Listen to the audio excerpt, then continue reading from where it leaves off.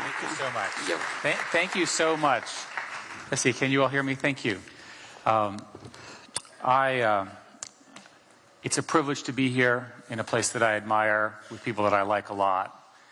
And I've been thinking about, as I came over, what's a simple message? And a simple message is that there is an opportunity to really turn things around and change things in a fundamental way. It comes at some level because of the opportunity that we have around big data, the interconnectedness of networks, the extraordinary success of mobile phones, and the businesses and applications and services that can be built, whether they are micro multinationals or whether they are huge new companies that will create wealth here, create new jobs opportunities, and new multinationals, new corporations, and new public policy that will make all that happen. After all, ultimately jobs are primarily created in the private sector by fast-growing new entrants who come up with new ideas to solve new problems that matter. So what I want to talk about is sort of smart problems and get your comments about this as well. And today, I think, as everybody knows, Europe is facing some very significant, a continent that I love tremendously. I've spent much of my life, I spent quite a bit of my childhood in Italy, for example. So I understand Europe as well as any American can. And Europe is going through a tough patch, limited to no growth over the next year, a very significant problem with energy prices, the issues that you have from a political structure perspective, and of course the debt crisis, which seems to be impossibly complicated to get through. So I think that what you're doing here by having an innovation convention is very, very important, because the way we will get through these problems is through innovation. That's the important thing. It's not going to be because we rearrange the chairs of all of the established organizations. That new things happen from new thinking, new organizations, new companies, new projects, real invention, real science, real new solutions. And to me, the questions that are being debated are quite fundamental. How do we ensure a good life for all of Europe's citizens, especially as the population ages? How do we create sustainable societies, ones which don't consume all of the world's resources? This is obviously not just a European problem. And how do we organize the systems in our communities so that they produce more than benefits just for the elite? How do we make sure that it benefits everyone in society? Because that produces a healthier and stronger society for all of us, including the people at the very top. But to me, you have to ask the smart question and the smart problem. And a smart question answers the question why. Like, why should we deal with this? Because it inspires and galvanizes actions from the many. It solves a universal problem, a large-scale problem, not a little micro problem. And a smart problem is something that everyone can engage in solving. And I want to talk about how, instead of talking about all the tactical problems, we talk about smart problems. So in my case, you define the problem, and that serves as the root of innovation. That serves as the way you think about it. What problem are we solving? Because these smarter solutions are also more nuanced. I wish it were as simple as in the American Western movies. Good guy, bad guy, boom, boom, boom. Right? I wish that politics were so simple. I wish that the problems that we face were so simple. But in fact, they're not. That as we've all gotten interconnected, everyone has an agenda, we all hear from now, these require nuanced solutions that get through all the necessary problems that people create and the sensitivities and produce real prosperity. It's also about understanding that every decision you make now is no longer a local decision.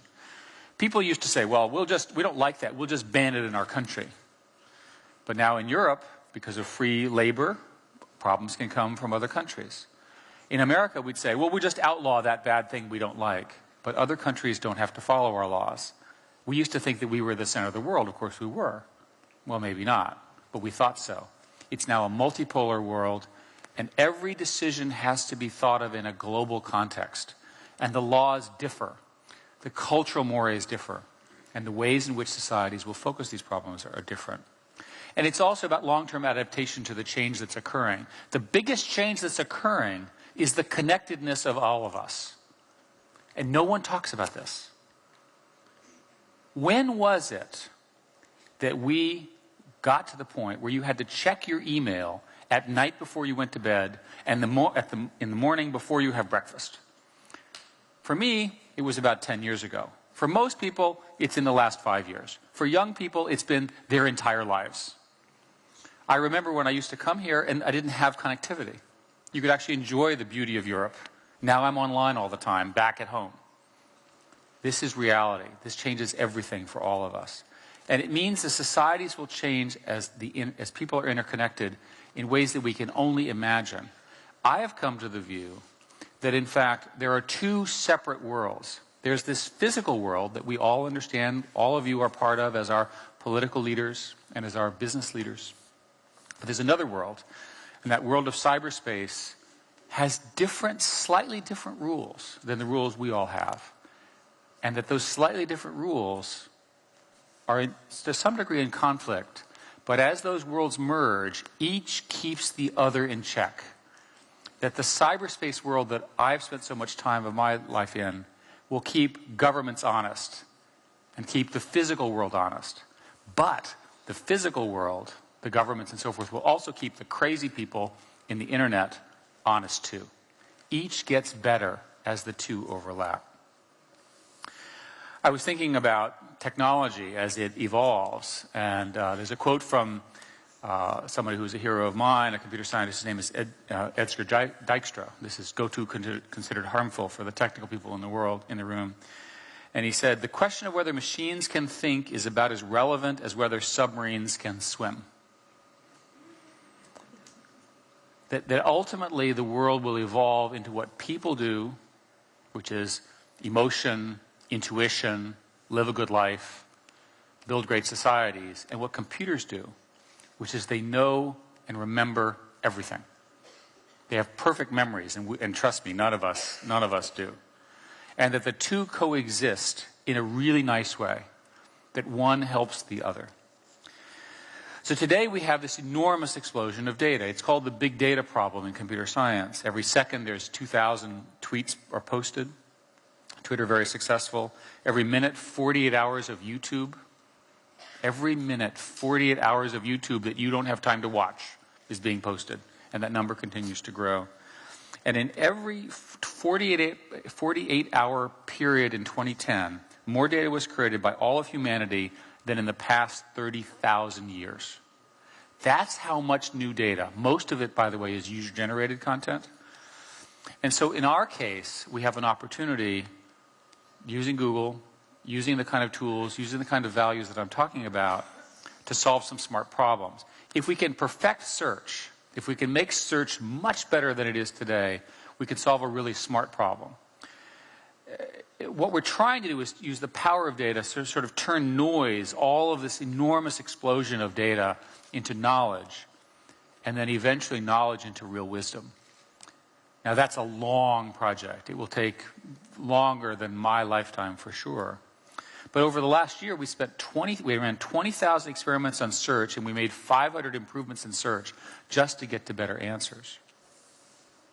So from my perspective, the reason I'm at Google, the reason I work on this is because I believe that this is a scale platform for helping you think about smart problems. I was thinking about some other examples, and the one that is notable is the explosion of smartphones.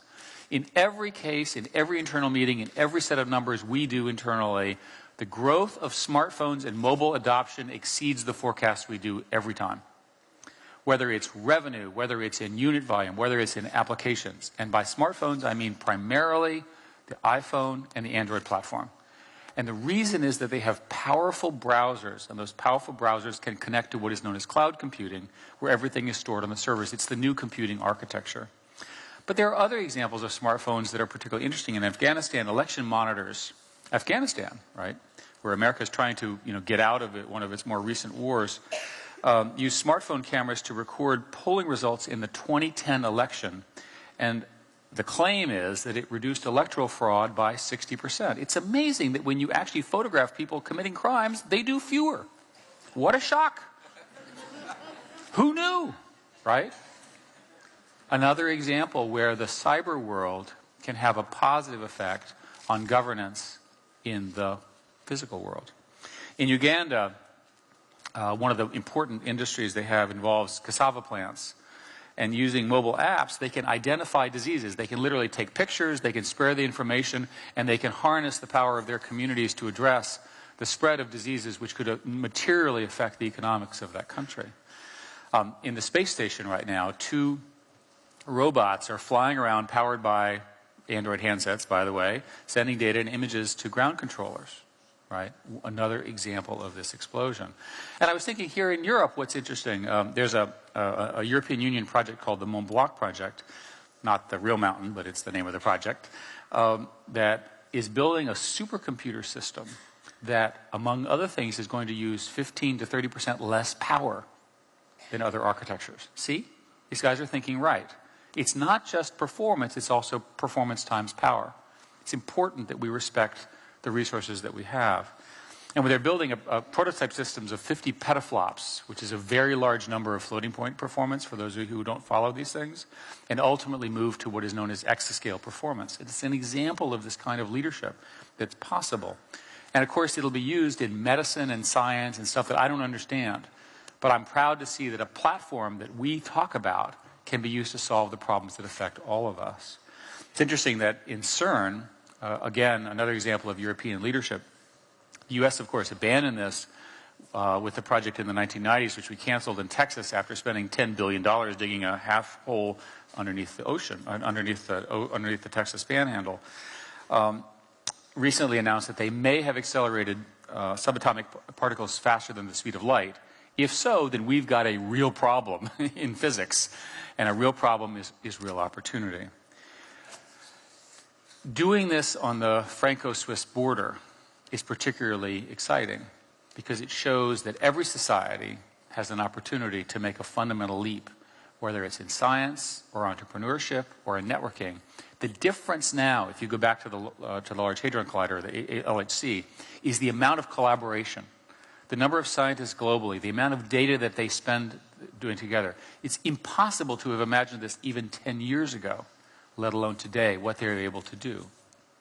So what we did, in many ways with technology, if you go back and look at Industrial Revolution, which you all invented, thank you very much, we pushed the horizons of solvable problems back, right? It's all about pushing the sort of the visible horizon, the event horizon, as it's known in space physics. It's pushing it farther, giving us more time, giving us more runway, whatever metaphor you like. We've traveled sort of faster and better than before. We've stretched cables beneath the oceans. And by the way, one of the greatest things we've ever done, and it goes back to the 1850s when we started putting cables between Britain and Newfoundland, is putting fiber optic cables in the ground and under the oceans to connect us. The gift that is, the gift that many of you helped make happen, will help subsequent generations in ways that are inconceivable because of the power of that connectivity. It's truly fantastic. So from my perspective, these are the actions, these are examples of innovation. I was thinking of another example. My friends and heroes, Vint Cerf and Bob Kahn, in 1974 invented the TCPIP protocols. And they did this because it was interesting. They were trying to solve the problem of interconnected networks. It did not occur to them that they were inventing perhaps the most important invention in humanity since electricity. The interconnectedness of knowledge, the interconnectedness of people. A protocol, in this particular case, a transmission protocol and an internet naming architecture that would enable the kinds of things that we're talking to today, which are just simply fantastic. And what's interesting is they didn't start by saying, we want to build the internet and become famous. I know them really quite well. They said, all we're trying to do is interconnect things, and something interesting will happen. That's the lesson to be learned here. If you interconnect these markets, if you interconnect the entrepreneurs, if you can interconnect the information, the people will take advantage of the opportunity. You don't have to tell them to be smart. You don't have to tell them to build businesses. They'll do it anyway. What you have to do is you have to get the interconnectivity right. That if you keep them as islands, you lose efficiency, whether it's ideas or science or discovery or whatever. And by the way, sometimes you get discovery by just inventing it. You know, you don't necessarily have to ask your customer. Henry Ford said, if I asked my customers what they wanted, they would have said they wanted a faster horse. But he wanted to build cars instead because he couldn't manufacture horses. And he wanted to do them on an assembly line, which of course ultimately changed volume manufacturing in automobiles. And so he saw a boundary of solved problems. He solved a place he wanted to go, and he was willing, by just sheer force and might and energy, to go make something which again changed the world. This is the story of innovation. So bringing this back to Europe, which is of course where we are, you have in fact half of the solution already, because European integration is consistent with what I'm talking about. People who would take Europe and put it apart are missing the axis of history. The axis of history is in fact the interconnectedness of things. I was studying this a little bit. Jean Monnet, who created the European coal and steel community, saw economic integration as a way of laying the foundation for peace. So his quote was, "To create Europe is to create peace," right? That this vision was correct. And so by doing that, you pushed the event horizon out. You created yourself some opportunity for greater peace and prosperity. And today, we now have competitive models. We have the European experiment, which I think will do well. We have the US experiment, which I understand well and has its problems. And then we have these Asian models. And the Asian models are doing very well too. And it's always a shock, at least to Americans, to discover that other models work better than ours. Wow. Maybe the Europeans say, oh yeah, we understand. But Americans are like, oh, how do they do that? They're Asians. It's a typical nasty comment. The fact of the matter is that Americans are wrong on this, and that the Asian models are producing greater growth, greater opportunity, right, and need to be studied, learned from, and taken advantage of. The fact of the matter is they're growing significantly faster. They have a demographic benefit, which is quite clear. That's a benefit that Europe went through in the 40s and 50s, that America went through in the 50s and 60s. And so understanding how they take advantage of the demographic benefit and the connectivity, which they're pursuing at a huge rate, is central to our understanding of what the right policies should be. So from my perspective, when I look at all of this, I say, what do we need to do? But I think you do start with some advantages. You have the benefit of history. You have more than 1,000 years of history. I've been enjoying studying it and watching DVDs of your very colorful and rather dangerous history. And you have all sorts of social and economic benefits by virtue of the integration that you have done. But I think you need to insist from your leaders something. You need to insist that your leaders start operating from fact, from data, not from some political view or some traditional view. They have to be good editors. They have to define the big problems that are worth solving and focus on them. And by the way, I say exactly the same thing to the US politicians, who I would argue are worse, right? We'll see. Right. We'll see. It's a race to the bottom. Let's have a race to the top, right? And it's very easy. We want to change the way that leaders make decisions in government and society. Let's start by embracing data-driven decision-making. Did you know that if you want to design a public policy for your citizens, they're all using phones? You can ask them. I remember sitting in a meeting in Washington, and someone had produced a wonderful report, and I said, who read it? And she said, I don't know. Then why did you make it? No, you don't know anybody wrote it? No, but she was very happy she'd produced it. It's the wrong incentive. Government should be about outcomes, not about process. And the tool you now have is you can measure whether something happened. And if something didn't happen, maybe you should take all that money and give it to something where something else happens. And at least in the European system, this might occur. In the American system, of course, is caught up in lobbying and campaign contributions. We'll see what happens there. But I have a mantra that I use, and I'd like you all to repeat after me. It starts with, in God we trust. So, in God we trust. Thank you. But all others have to bring data. Okay. It's easy. It's easy to understand, right? Let's have a fact-based conversation. I was looking for examples in Europe that are positive examples of that. There's plenty of negative ones, which you already know. Germany's Federal Labor Agency is interesting. What they did is they built a set of software tools that were capable of producing data on all of the programs around labor, and they actually changed their programs based on the data of what worked. Shocking. Maybe everybody else could do something like that. They saved, by their own claim, 10 billion euros, which it's probably a pretty big number even here in Europe. Certainly a big number in my world. And so I think that the EU rules that require governments to make available public sector information are so very important. We call this transparency argument. You should write rules that make the EU data available to your citizens. Transparency. And by the way, they'll help you. Publish the information, and all these Europeans who have nothing else to do because they don't have hobbies or whatever, they can study you. They can make new suggestions. They have lots of time to help you. So don't think of regulating them. Think of bringing them into the tent. Tell them your problem, and let them use their computers, their time, to come up with new and novel solutions to whether it's parking or labor laws or how to spend money or how to govern better or so forth. It's interesting that governments are the largest collectors of data, not Google. They have an enormous amount of data, plus you have so many governments here, right? Think about it. 27 plus or minus. I think the other aspect of leadership, I talk about data, has to do with getting the goal right. And today the IT sector, the world I'm in, is about 3.4% of GDP, but it's really more than that. Because in our case, it's GDP in general understates knowledge contribution to society. It ignores consumer surplus, those sorts of things. But the internet has ultimately become the growth vector for businesses. If you have a small business, the internet is how you grow your business. If you have a large business, the internet is how you reach your customers and grow your business. It's also had a huge cultural and economic impact. There's no GDP figure for human happiness. So what I know is that you should overinvest in technology, connectedness, networking, and getting rid of the barriers that exist that will enable you to do this.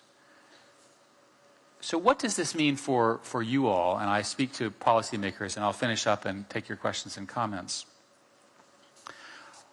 When I look at it, and I listen and I meet with leaders here, they want to create jobs, they want greater tax revenue, they have debt problems, all those other things.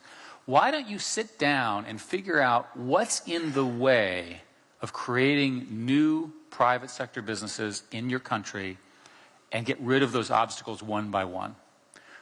Why is there a delay here? Why can't I create a company in a day? Why can't I get registered on the internet in a day? Why can't I start doing business on the internet in a day? What's in my way? Often these are very simple tactical problems, which we can all agree on just need to be fixed. It's interesting. Those are simple, but I think important tactics. The strategy should be, and something which I know that this audience agrees with, is a greater focus on education. At Google, we're focusing a lot on STEM education, science, technology, engineering, and math. The evidence is that in these Western societies, we're producing on a per capita basis fewer scientists, fewer engineers than our Asian counterparts. They're getting the benefit of that work. Furthermore, at least in America, we have some brilliant policies where we bring these Asian folks to America, we train them, make them very, very good, and then we won't give them visas and we ship them back to their countries. A brilliant strategy for the other country. I hope in Europe, when you bring in people and you educate them, you keep them here so that they can create excellent businesses, new opportunities, solve and new problems. And we also need to invest in arts and humanities for the same reason. This is a world where the kind of knowledge that I'm talking about really does require college-level thinking, the subtlety, the gradations of thought, the kind of critical thinking that you see in advanced education. I cannot emphasize enough how important this is, because you're not going to win in a global economy by training generations of hard laborers, as important as those people are. You're going to win because you conquer the networked opportunities of the globe before you. You're halfway through the integration onto these networks. Don't stop. You can't stop. It would be a terrible tragedy for the Europe that I love and that you all live in. You need to do some other things. I have a list, sorry. You need to make sure that your EU data protection laws, which are pretty good, I think, get better, not worse. You need to make sure that your laws are respecting the rights of people, right? And be very, very focused on what people want, and they want to be online, they want to get everything now, and they want it just to work. And the laws that you make should be technology neutral and very practical to implement, not a patchwork. And I understand this is a mess, but the fact of the matter is that the companies that are going to scale will operate against uniform laws, not a patchwork of laws that vary from one to the other, unless there's some really, really good reason.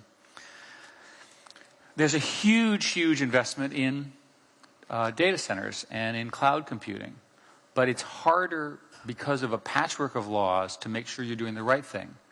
There's estimates, and a number of people have figured out that the U.S. investment in cloud computing has been growing by 41%, whereas it's lagging in Europe. The current estimate is about 27%, where the rules of what you can do and how you can do it are still a little hazy, and they vary by country. This is true for copyrights. It's true for a number of other aspects. We need to have a balance between creators and owners and users of patents. Patents were designed to protect knowledge and reward innovation and to facilitate the sharing of knowledge, not to block things. It's very important that patents not be used to stop things, but rather to enhance choice in many, many ways. This is a big regulatory issue here in the United States, here in Europe and also in the United States. And what happens is that with overly broad patents or these big patent fights, the winners are the lawyers. And as much as I like lawyers, I'd rather be hiring engineers who will build businesses, build new products, and create competitive choices for consumers in the marketplace, and let the consumer decide. In our case, in the U.S., we have these things called patent trolls, which are companies which are literally large corporations whose sole job is to sort of negotiate around patents. And I think it's largely an unfortunate development. All I can tell you is don't copy the U.S. system because it's not working well. But find a way through this for copyright, privacy, and patents that enables the creation of new businesses here in Europe that have a global footprint. That's the task. If you don't, somebody in the U.S. will, or more likely, somebody in Asia will. So I would emphasize education and the regulatory environment together. You can do these. These are things you understand well. You just have to get it right. You also need to make sure that you've got more early stage funding and venture capital. The early stage funding and venture capital in Europe is about a third of that of the U.S. It's much harder when I talk to my friends who are entrepreneurs here. It's harder for them to get early stage money. It's also more likely that they sell out to large multinationals, which we're happy to buy them, by the way, rather than hold their companies and grow them into these mega corporations, which I think you should have. There are incentive reasons why they do that. So in our case, what we want to do is support them. We're investing in, I think people know there's a TechSeti initiative, which George Osborne and I are pushing very hard in East London, which we're very excited about, post-Olympics. We're a participant in the TechSeti, of course, where there's a French equivalent called the Startup Cafe and Incubators. And we're in fact doing startup weekends. We're doing this around more than 60 European cities over the next year. So we're putting our money where our mouth is because we benefit from a creative and dynamic set of entrepreneurs, many of whom will be using our services. I understand how this stuff started. Google started as two guys in a garage, literally in a small house in Palo Alto. I know what it looks like. You can do this. So to finish up, there's sort of a tone here. And the tone, it's just pessimistic. You know, it's sort of this European winter gloom, if I could put a name on it. And I don't think it serves you well. I think it's better to take the position that Europe invented most of these ideas, so thank you very much. Most of the science, most of the physics, most of the mathematics, most of the culture, and most of the legal system was invented by you all. So why don't you take advantage of that, and why don't you fine-tune in the ways that I've described the systems? and you take a long view of history, the dream of European integration, plus the kinds of things that you can do now, if you organized yourselves to do this, you could significantly change the future of Europe by virtue of a focus on innovation, entrepreneurship, making sure it's possible to get these businesses created, getting everything interconnected, and using all of that, using that huge opportunity to solve the very real structural problems that we were all talking about. So instead of complaining all the time, which all of us like to do, and I certainly like to do, instead, let's spend our time solving the problem in a permanent way, in a way that the next generation, our children, want us to. And in the same way that our parents created it for us. I think it's right before us. If we do, I think that not only will Europe thrive, but I think the whole world will thrive. So thank you very much.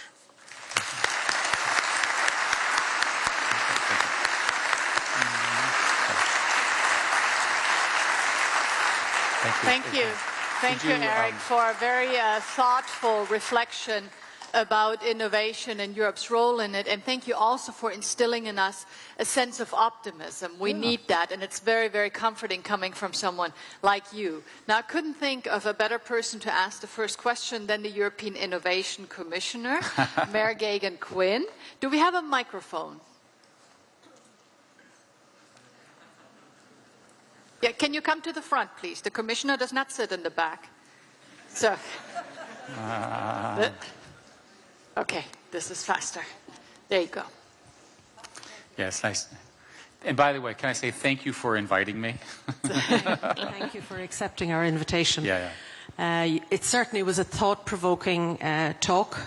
I visited Google in Dublin some time ago, and probably of all the visits that I've undertaken in a long political career, I visited a company where everybody was happy to be at work, and I wished I was working there myself. We don't have cafe culture in the Commission. Look, you can do this. You're in charge. Just free food. Let people bring their free food. And by the way, make sure people can bring their pets to work. It really improves morale, especially dogs. Pets at work, yes. We love dogs. Two things.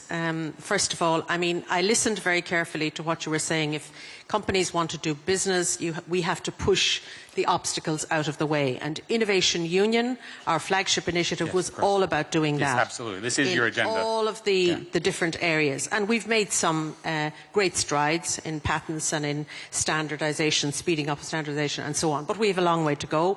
And we have to, as you said, do that with the support of 27 member states. It's not always that easy. It's a big challenge, but we have to rise to that challenge. So, two questions. Public sector innovation is something that has been raised elsewhere here during the convention today and during probably the last 18 months as we developed our innovation policy. So, how do you deliver public sector innovation? Where do you start? And how do you go about it? That's the first question. And the second question... Let me just talk about that, because I think, again, you are much more of an expert than I, so I think this is an appropriate discussion for the whole group. Public sector innovation is very different from what I'm speaking about, because ultimately I think that the number one priority should be to get the forces of the private sector globalized, because that will create huge wealth, huge secondary effects. The public sector innovation will be around strategies. We want to serve our citizens better. And the simple answer there is to move to cloud computing. That the simplest way to deal with all of this is to say that government is a service, that everybody will have some kind of a web presence and some kind of government online presence, that everyone will be connected, right? So that's an important strategic agenda, which means you have to worry about rural connectivity and all the things that are part of, and I know in Ireland, because I met with the President and all of that, we talked about this at some length. These are important agendas. But ultimately, I think it's around turning the model around. If you use cloud computing to talk to your citizens, you can measure it, you can ask them if they're happy, you can serve them, you can find out if they like the driver's license bureau or not, if they like the way the registration groups or not, and so forth, are the paychecks and the Social Security benefits being delivered on time. And I think that inversion causes the innovation that you're describing. Because now all of a sudden you've got a platform to ask questions. Are the people happy? Would they like another service? Rather than building some monolithic service and then another monolithic service and another monolithic service, which is very expensive and often fails. Okay, and my second question is a very different one. As a significant investor in Europe, yes, when you sit around the boardroom in Google and you look at the world and you decide where to invest, what's uppermost in your mind and what makes you decide to invest in a particular area? Well, Google is an unusual company in that our growth has been true globally, even through this very difficult recession, because we're riding the conversion from non-internet to internet, and we're one of the leading brands there. So our story may be unique to us or a small handful, but we basically invest everywhere. And the decision to invest from a sales perspective is directly related to the revenue growth and growth rates. So today our fastest investment is in Asia and Latin America because they're growing quite a bit faster than the United States and Europe.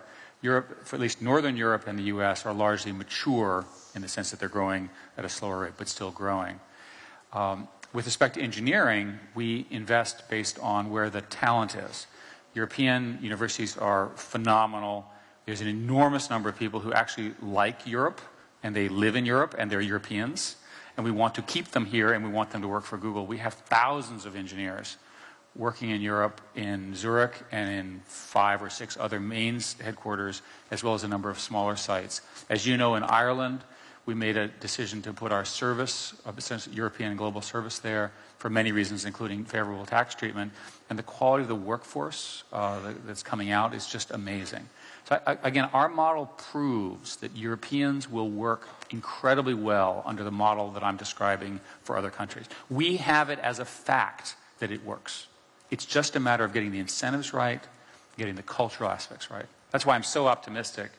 And I do, by the way, believe that, using Ireland as an example, Ireland, and you're well familiar with the tremendous debt issues that Ireland has, I do believe that Ireland as a case study is a good example of how the internet really has given an opportunity for some global businesses. When I was there in July, I met with them. And these guys have exports now all over the world. It's true. Thank you. Excellent, thank you. I see that Don Tapscott was trying to get my attention. Don, if I may introduce you. You really need no introduction. Yeah, I don't. Yes, Don, are you speaking after me? Tomorrow. He's speaking tomorrow. Okay, so you get. I don't get the word after your speech. Don, does everybody know who Don is? Don is probably the most famous author and studier of the crowdsourcing community networking aspects of. And is largely the author of the wiki terms, would be my description of Don. Go ahead, Don. Thank you, Eric. You're too kind. I wonder what we can learn about the Google culture in terms of innovation, because Google is such an innovation engine. And sort of from the outside, it's non-intuitive. It looks a little weird, actually. I mean, you enter into businesses where there's no obvious revenue model. You give stuff away. You have what many would think is a strange view of intellectual property and of patents, that these should support innovation rather than just protect companies.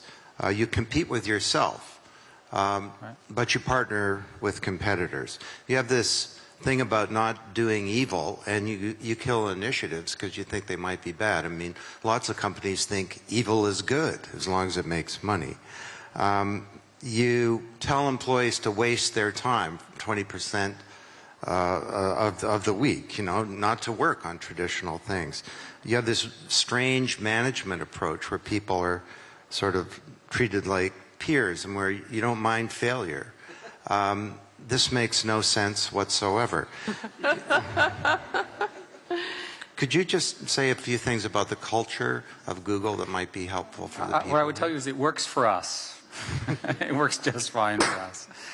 Now, Google, I think the culture starts with our 2 founders who largely wanted to have it feel like graduate school. One of the first acts I had to do when I came in as CEO is edict a rule that you could not live at the office. You could not actually sleep there. You know, you actually had to have a bed somewhere else. We had other rules. You had to wear clothes, you know, these sorts of things. So I think philosophically, it's organized around the individual and their ideas. And Google can be understood as an innovation engine from the bottom, with the management trying to sort of sort out which the opportunities are. So there's lots of new ideas that are coming from people because we ask them to work on things. We have 20% time, so we ask people to develop new ideas. And then the leadership team, the management team, has the difficult job of deciding what's good and what's bad. One of the things that's happened, I was CEO for 10 years, Larry is now CEO, and Larry has been going through, in the last 6 months, going through the many, many projects which I started or we started, which hadn't really sort of taken off, and he's killing them because then it creates an opportunity for something else. And it's better for us to do that ourselves because they're not working. So I think the combination works well. I would tell you that the Google model will work just fine in Europe because of the quality and the intellect of the people, as long as you make one change. And that change is that you have to change the relationship of the boss and the subordinates. The European corporate model is very hierarchical. You have management boards, everyone runs around, you know, I'm in charge, that kind of thing. That doesn't work with highly creative people who can move quickly. And that's the big change. And I hope that the new companies that the innovation agenda will do can actually do that. Thank you, Eric. I actually think, unfortunately, we are out of time because I know you are on a very, very tight schedule. But let me just say that you were absolutely right to call this evening for what you described as data-driven decision-making. I think that this has all given us something to think about because in many ways we are data-rich but information poor. And your company and you personally have, of course, done so much to bring better information to us as users, as consumers. And I think we all want to thank you for that. And in general, thank you for taking the time to address the Innovation Convention. I know how valuable your time is, how busy you are. So let's give him a warm round of applause. Thank you very, very much. No, thank you. That was very nice of you. Thank you so much. Thank you. Okay, thank you, guys.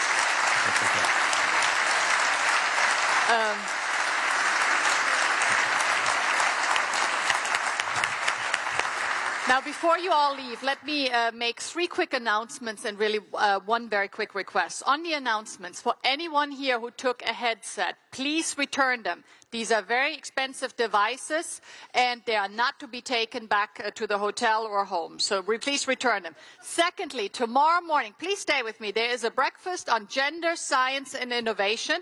It takes place at 8:30 in the morning. This is an invitation to everyone, and we look forward to seeing many men there, because this issue of gender, science, and innovation is as much a male issue as it is a female issue. Thirdly, please allow me to do some advertising for the Lisbon Council. We're doing a fringe session tomorrow morning at 11 o'clock on micro-multinationals. Our keynote speaker is Don Tapscott. So if you want a preview of Don, please come and join us tomorrow morning at 11 o'clock at the Lisbon Council fringe session. Finally, and at the very end of this exciting day, I wanted to thank actually Commissioner Gagan Quinn, because she is for me the quintessential personification of a doer, of someone who does innovation, and unfortunately she left. But that is no reason not to thank her. And in addition to that, I also want to thank her amazing team. I'm doing this today because I'm not speaking tomorrow, so I will take the opportunity to just mention, please thank Marion Dewar, Charlotte Andersdottir, Charlotte Guggenheim, Nathalie Perrault, and Claire Lombard. I cannot tell you how much work they have put into this. And I know there were many others, but I don't know your names, so please give a warm round of applause to them. They've done an amazing, amazing job.